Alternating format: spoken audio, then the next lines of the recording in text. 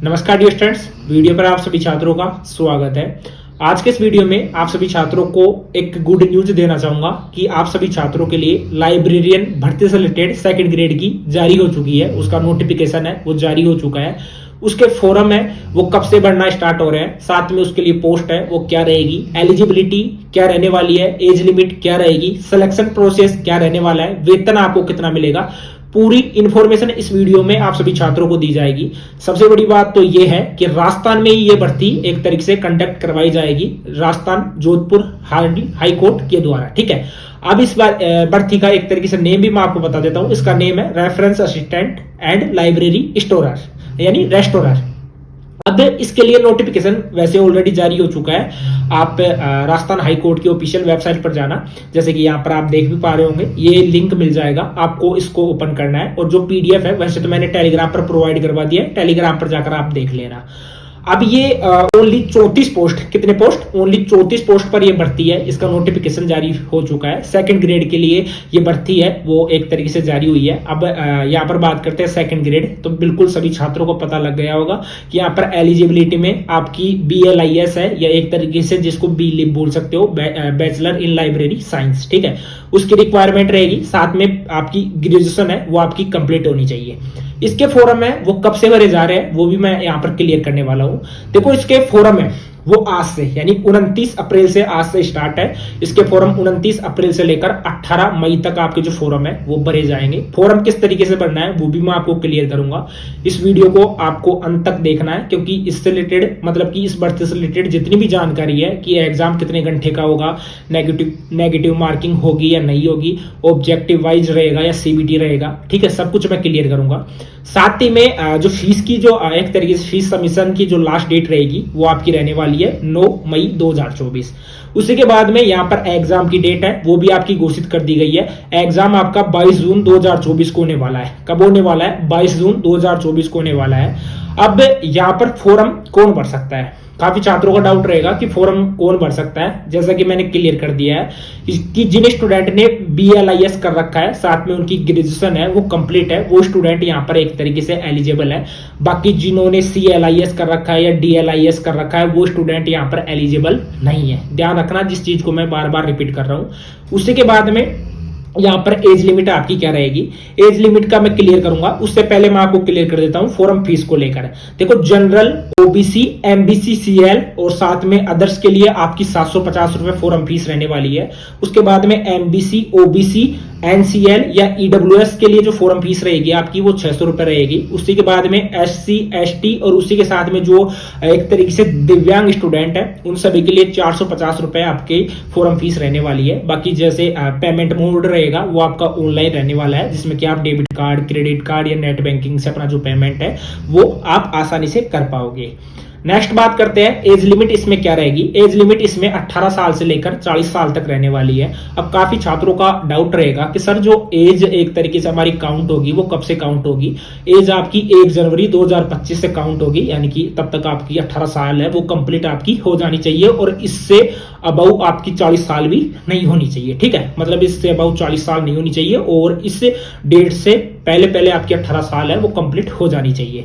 Next है योग्यता, मैंने आपको क्लियर कर दिया है, ग्रेजुएशन आपकी होनी चाहिए। साथ ही में इसमें जैसे काफी छात्रों का डाउट रहेगा कि सर जैसे अभी मैं एक तरीके से BLIS है वो कर रहा हूं और अभी मेरा अपेयरिंग में क्या मैं ये फॉर्म लगा सकता हूं? बिल्कुल आप नहीं लगा सकते। इसमें वो स्टूडेंट फॉर्म लगा सकता है जिसका रिजल्ट आ चुका है, यानी जिसने BLIS B.Liv किया है, जिसका रिजल्ट आपका आ चुका है, वो स्टूडेंट इसमें अप्लाई कर पाएंगे। आसानी से अप्लाई आपका हो जाएगा। बाकी जो अपेयरिंग में है, जिनका रिजल्ट नहीं आया, काफी स्टूडेंट ऐसे भी है कि जैसे 18 तारीख तक हमें मौका दिया गया है, क्या 18 तारीख तक, जैसे मेरा 17 को रिजल्ट आता है, बिल्कुल अगर आपका 17 को रिजल्ट आ रहा है तो आप अप्लाई कर सकते हो। अगर 18 के बाद में 19 को रिजल्ट आ रहा है तो आप अप्लाई नहीं कर पाओगे। ठीक है, इस चीज का ध्यान रखना।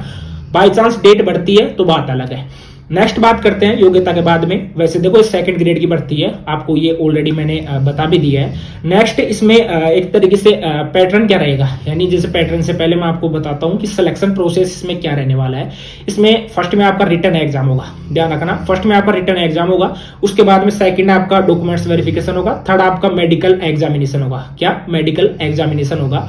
रिटर्न एग्जाम में क्या क्या आपसे पूछा जाएगा, कितना सिलेबस किस स्ट्रीम का आने वाला है वो मैं क्लियर करूंगा। ठीक है, उससे पहले मैं आपको वेतन का क्लियर कर देता हूं, यानी कि आपको जो पैसा है वो कितना मिलेगा।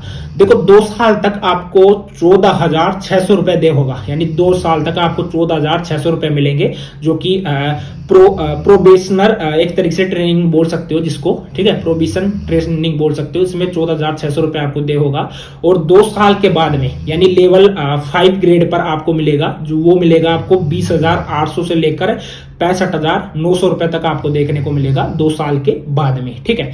नेक्स्ट बात करते हैं यहाँ पर, अब जो रिटर्न एग्जाम होगा उसमें क्या क्या एक तरीके से आपका चाहिए होगा।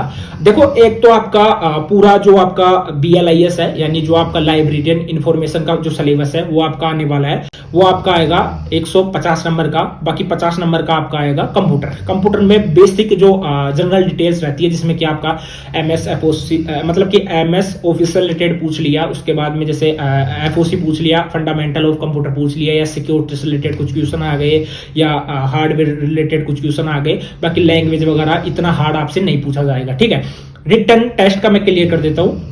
इसमें जैसे 150 नंबर का तो आपका लाइब्रेरियन का जो कोर्स है वो आपका रहेगा, और 50 नंबर में आपका कंप्यूटर का रहने वाला है, ठीक है। यानी कि 75% लाइब्रेरियन कोर्स और 25% आपका कंप्यूटर कोर्स आपका रहने वाला है, ठीक है। इसके लिए जैसे मिनिमम मार्क्स आपको कितने चाहिए होंगे, एक तरीके से पासिंग मार्क, जैसे SC ST साथ में जो एक्स सर्विसमैन है उनके लिए 80% होना चाहिए, बाकी जो अदर है उनके लिए 90% होगा, तो भी आप एलिजिबल इसके लिए रहोगे, ठीक है।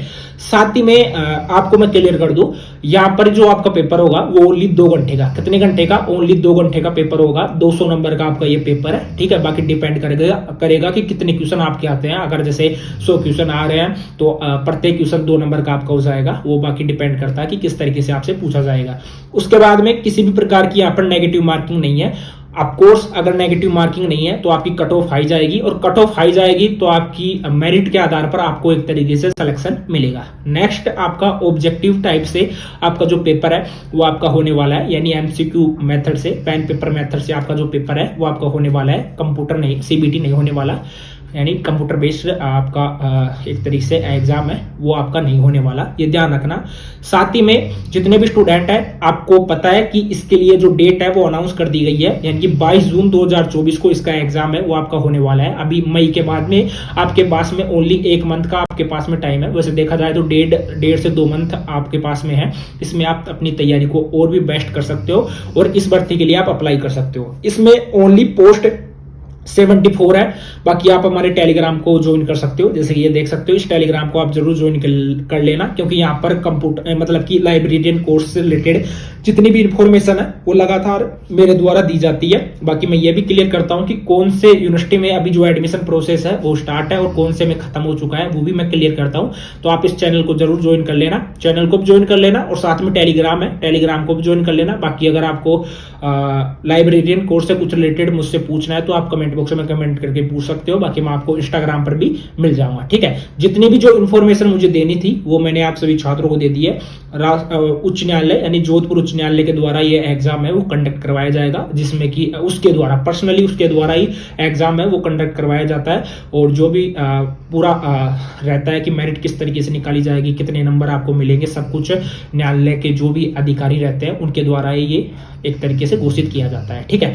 आज के इस वीडियो में इतना ही, मिलते हैं किसी नेक्स्ट वीडियो में, तब तक के लिए जय हिंद जय भारत।